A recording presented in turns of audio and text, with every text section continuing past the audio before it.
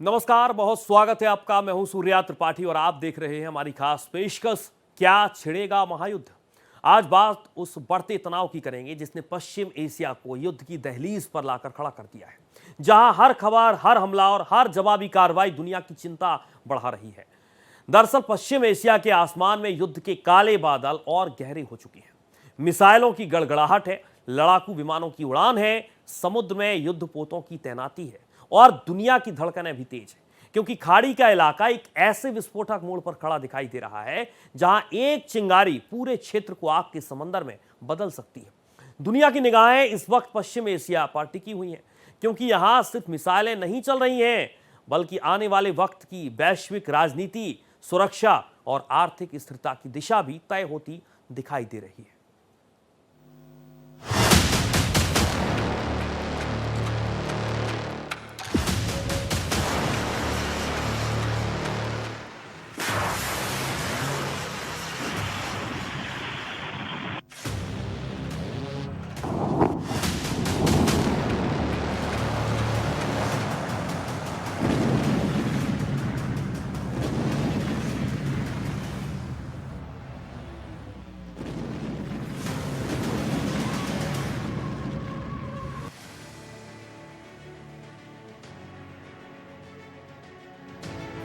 पश्चिम Asia एक बार फिर दुनिया की सबसे बड़ी चिंता बनकर उभर रहा है। जिस इलाके को दुनिया ऊर्जा, व्यापार और सामरिक ताकत के सबसे अहम केंद्र के रूप में देखती है, वही अब जंग की आहट के पहले से ही कहीं ज्यादा तेज सुनाई दे रही है। हालात इतने तेजी से बदल रहे हैं कि हर गुजरते घंटे के साथ तनाव की नई तस्वीर सामने आ रही है। जहां मिसाइलों की गूंज है, सैन्य विमानों की उड़ान है, समुद्र में युद्धपोतों की बढ़ती मौजूदगी है और दुनिया की निगाहें उस इलाके पर टिकी हैं जहां किसी भी वक्त हालात और ज्यादा विस्फोटक हो सकते हैं। खाड़ी क्षेत्र में बढ़ते तनाव ने न सिर्फ पश्चिम एशिया को ही नहीं बल्कि पूरी दुनिया को चिंता में डाल दिया है। अमेरिका और ईरान के बीच सीज फायर के बाद भी दोनों ओर से हमले लगातार जारी हैं।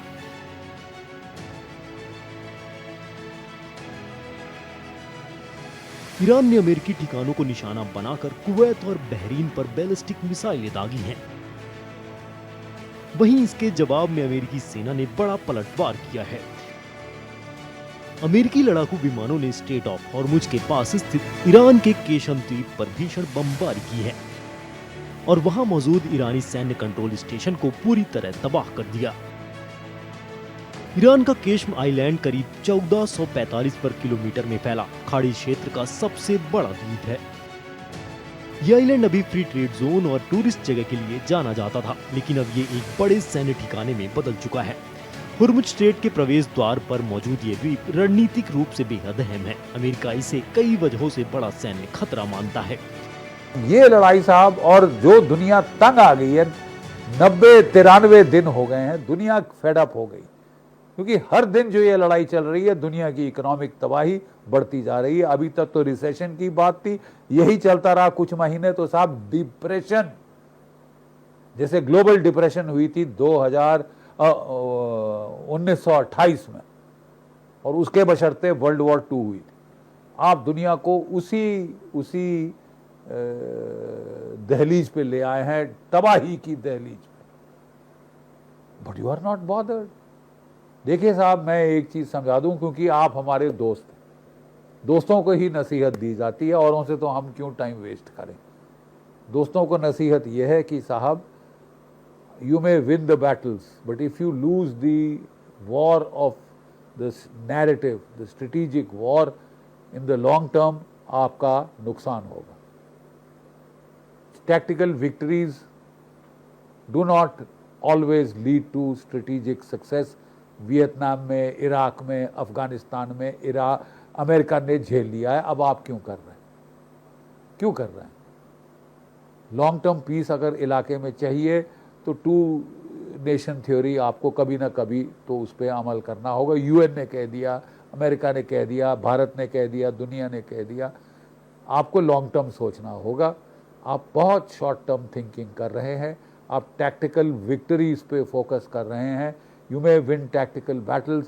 If you lose the battle of the narrative, you would have lost a great deal.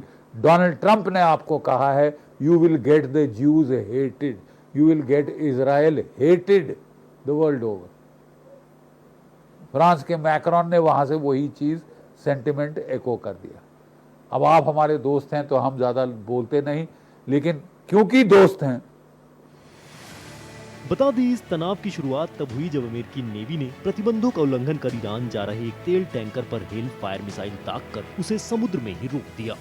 इसके जवाब में बौखलाए ईरान ने कुवैत के अली अल सलेम एयर बेस और बहरीन में अमेरिकी नेवी के 5वें बेड़े के मुख्यालय पर ताबड़तोड़ मिसाइलें और आत्मघाती ड्रोन दाग दिए। वहीं अमेरिकी और बहरीन ने ईरान के सबसे बड़े हमले को पूरी तरह नाकाम कर दिया। बहरीन की तरफ आ रही तीनों मिसाइलों को हवा में ही मार गिराया गया, जबकि कुवैत पर दागी गई 2 मिसाइलें लक्ष्य से चूक गईं। इस हमले के बाद अब अमेरिका ने सीधे ईरानी सरजमी पर स्ट्राइक की है। अमेरिका ने ईरान के केशम आइलैंड, गोरुक और होर्मुज के पास ऑयल टैंकरों पर हमले किए। ईरान ने जवाब में एक जहाज को मिसाइल से निशाना बनाया। ईरान की रेवोल्यूशनरी गार्ड यानी IRGC ने कहा कि खाड़ी क्षेत्र में किए गए उसके जवाबी हमले अमेरिका के लिए सबक होने चाहिए। खाड़ी क्षेत्र में बढ़ते तनाव ने न सिर्फ पश्चिम एशिया को ही नहीं बल्कि पूरी दुनिया को चिंता में डाल दिया है।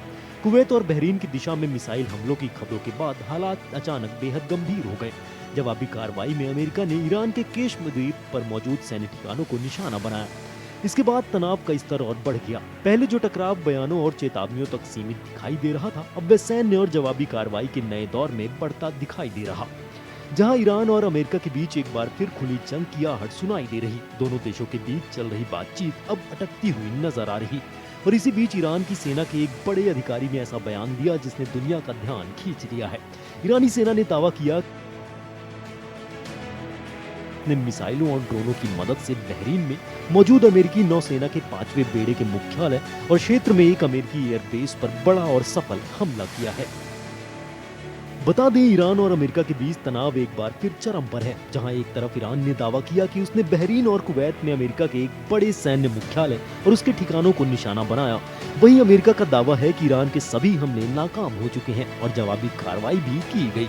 अमेरिका और ईरान के बीच युद्ध जैसी स्थिति पूरी दुनिया के लिए चिंता की बात है। पहले ही दुनिया भर के कच्चे तेल के दाम आसमान छू रहे हैं। ऐसे में अब वैश्विक अर्थव्यवस्था और सुरक्षा पर खतरा मंडरा रहा। पश्चिम एशिया एक बार फिर से तनाव के बेहद नाजुक मोड़ पर खड़ा हुआ है, जहां अमेरिका और ईरान के बीच तेहरान डील सस्पेंड होने की खबर ने हालात को और भी गंभीर बना दिया है। पहले से चला रहा अमेरिका ईरान टकराव अब कूटनीति से आगे बढ़कर रणनीतिक तनाव में बदलता दिख रहा है। यानी हालात साफ हैं, पश्चिम एशिया फिलहाल सुकून में नहीं बल्कि बड़े संकट की छाया में है। इस रिपोर्ट को आप देखिए और समझिए।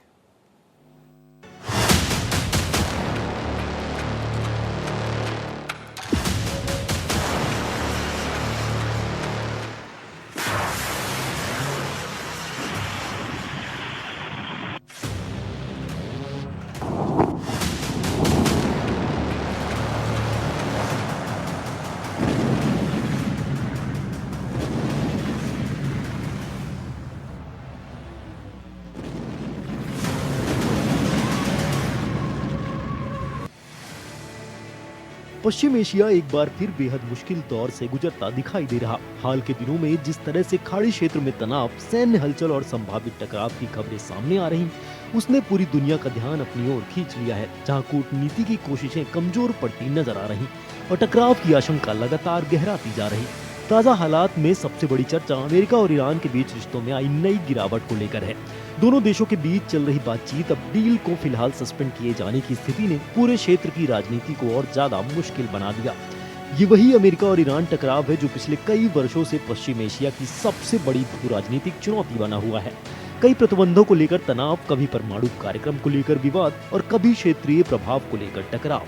इन दोनों देशों के रिश्ते हमेशा अस्थिर रहे हैं, लेकिन मौजूदा हालात में जिस तरह से बातचीत पर ब्रेक लगने की बात सामने आई है, उसने स्थिति को और ज्यादा गंभीर बना दिया है। बता दें, 3 महीने पहले जब ये जंग शुरू हुई थी, तब अमेरिकी राष्ट्रपति डोनाल्ड ट्रंप को लगा था कि वे आसानी से ईरान को घुटनों पर ले आएंगे। जंग की शुरुआत में ही अमेरिका ने ईरान पर भारी बमबारी की और supreme leader Ayatollah Ali Khamenei की हत्या कर दी।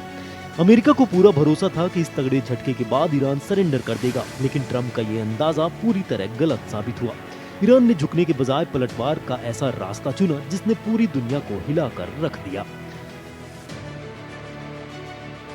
ईरान के हाथ पश्चिम एशिया की सबसे संवेदनशील हॉर्मुज स्ट्रेट की चाबी लग गई। ईरान ने समुद्री रास्ते को पूरी तरह ब्लॉक कर दिया है, जिससे दुनिया भर की ऊर्जा सप्लाई और कच्चे तेल की आवाजाही पर ब्रेक लग गया। हॉर्मुज स्ट्रेट दुनिया के सबसे अहम तेल और गैस समुद्री रास्तों में से एक है। वहीं हॉर्मुज बंद होने के बाद चौतरफा दबाव में आए अमेरिका और ईरान आखिरकार बातचीत की मेज पर बैठे। बड़ी कंफ्यूजिंग स्टेटमेंट्स आई हैं डोनाल्ड ट्रंप साहब से। उन्होंने पहले कहा कि operation epic fury is called off, लेकिन जो अमेरिकन ब्लॉकेड है ईरान का वो जारी रहेगा। यानी कि जो गल्फ ऑफ हॉर्मुज का एक ब्लॉकेड नहीं, अब 2 ब्लॉकेड हैं, एक ईरान का एक अमेरिका का, जिससे कि पूरी दुनिया की इकोनॉमिक तबाही सवा सत्यानाश हो रहा है। ठीक है। इसके बाद उन्होंने कहा कि मैं प्रोजेक्ट फ्रीडम शुरू कर रहा हूं। ये एक नया ऑपरेशन है, ये एक रक्षात्मक ऑपरेशन है। ठीक है साहब। पीट हेग्सेथ साहब ने बड़ा समझाने की कोशिश करी कि जो 60 डेज का टाइम लिमिट था, जो कि अमेरिकन कांग्रेस को से परमिशन लेने का, क्योंकि वॉर पावर्स एक्ट के मुताबिक वॉर केवल कांग्रेस डिक्लेयर कर सकती है। इमरजेंसी के तौर पे केवल 60 दिन के लिए अमेरिकन प्रेसिडेंट लड़ाई छेड़ सकते हैं, उसके बाद कांग्रेस की क्लियरेंस लेनी होगी। तो उन्होंने बड़ी चतुराई दिखाई है पीट हेग्सेथ ने, डोनाल्ड ट्रंप साहब ने, कि नहीं साहब 40 दिन के बाद हमने सीज़ फायर कर दिया तो लड़ाई ख़त्म हो गई। और आपका सीज़ फायर के बावजूद इज़राइल तो लड़े जा रहा है लेबनान में। नंबर 2, आपका जो ब्लॉकेड है इज़राइल के ईरान के बरखिलाफ़ वेरी मच ऑन है। उससे जो तिल मिलाकर ईरान जो है वो फायर कर रहा है जहाज़ों के ऊपर, और फुजेरिया के ऊपर भी, जैसे मैं आगे बताऊंगा, उसने फायर खोला है। अब कहा जा रहा है कि डोनाल्ड ट्रंप साहब डेस्परेट हैं। डेस्परेट क्यों हैं? क्योंकि अमेरिका में तेल की कीमतें चढ़ी जा रही हैं। पहले अमेरिका लड़ाई के पहले $2 प्रति गैलन पेट्रोल गैस की कीमत थी पेट्रोल पंप्स पर। आज के दिन $4.50 एवरेज औसतन तेल की कीमत हो गई है अमेरिका में। और जो कई खासम खास डिस्ट्रिक्ट्स में, वाशिंगटन में, नेवाडा वगैरह में साहब, ये जो है ये $5 प्रति गैलन हो गई है। फूड की कीमतें, खाने की, खाद्य पदार्थों की कीमतें चढ़ी जा रही हैं। जो फर्टिलाइज़र की कीमतें 42% चढ़ गई हैं। और जो वहाँ के फार्मर हैं जिनको सोयाबीन की क्रॉप बोनी है, वो रो रहे हैं। ट्रंप ने अपने पुराने अंदाज में ईरान को पाषाण युग में भेजने की धमकी दी और अपनी शर्तों पर डील मानने का भारी दबाव बनाया। लेकिन तेहरान पर इन धमकियों का कोई असर नहीं हुआ। ईरान ने अमेरिका के सामने झुकने से साफ इनकार कर दिया और अब तो बात यहाँ तक पहुँच गई है कि ईरान ने बातचीत की मेज ही छोड़ दी है। बता दें, ईरान ने किसी भी तरह के समझौते या बातचीत को सिरे से रद्द कर दिया है। ईरान के इस सख्त रुख और बंद होते रास्तों ने ट्रंप को भीतर से हिला दिया। ट्रंप सिर्फ ईरान के मोर्चे पर ही नहीं, बल्कि अपने देश के भीतर भी बुरी तरह घिर गए हैं। तेहरीन डील के सस्पेंड होने और युद्ध के लंबा खींचने के कारण अमेरिकी बजट पर भारी बोझ पड़ रहा है। जंग के बढ़ते खर्चों और अमेरिका में बेतहाशा बढ़ती महंगाई ने जनता के बीच भारी नाराजगी पैदा कर दी है। जंग ये सिर्फ एक शब्द नहीं है, ये वो आग है जो जब भड़कती है तो सरहदें जलती हैं, शहर कांपने लगते हैं, अर्थव्यवस्थाएं हिल जाती हैं और पूरी दुनिया उसकी तपिश को महसूस भी करती है। और इस वक्त पश्चिम एशिया से जो तस्वीरें सामने आ रही है, वो दुनिया को इसी भयानक संभावनाओं की याद भी दिला रही है। आसमान में मंडराते लड़ाकू विमान, समुद्र में बढ़ती सैन्य हलचल और इन सब के बीच मिसाइलों की गूंज और लगातार बढ़ता प्रेशर इस बात का भी संकेत ये दे रहा है कि हालात सामान्य नहीं है। और इसी बीच दुनिया की नजरें उसी क्षेत्र पर टिकी हैं जो दशकों से वैश्विक राजनीति, ऊर्जा सुरक्षा और सामरिक प्रतिस्पर्धा का केंद्र रहा है।